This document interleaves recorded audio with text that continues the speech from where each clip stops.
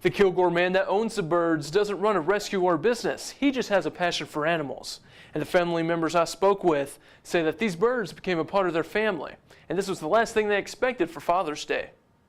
Shortly after 1 p.m. Sunday afternoon, these buildings filled with exotic birds caught fire, killing hundreds of birds inside. The home was fine, but Tenna Sheffer says her father-in-law, who owns the animals, was devastated. And it's hitting his children and grandchildren hard. It's a lot of hard work, a lot of hard time, money, sweat, and tears he's put into these birds.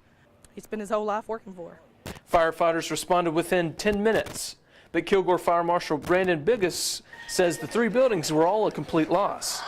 3 fire departments tried to stop the out-of-control blaze as flames stretched into the air. Neighbors that live next to the burned buildings say that they thought their own homes were in jeopardy. Some neighbors that witnessed the flames said that they ran to their backyard, grabbed water hoses and buckets, and did everything they could to put out the fire.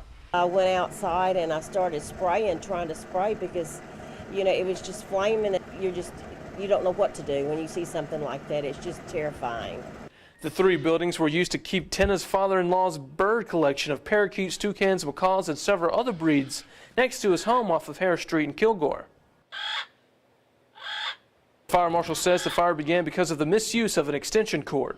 Tenna Sheffer says that her 2 young children have grown up with these birds, and explaining what happened has been difficult. The best way that we could explain it to him was that an animal is an animal and a person is a person. God answers prayers, and every person got out alive. Fire investigators say that the man who owns the birds attempted to run into the burning building several times to try and save as many birds as he could. No people were harmed in the fire. Reporting in the Longview Bureau, I'm Kevin Boyce, KYTX, CBS 19 News.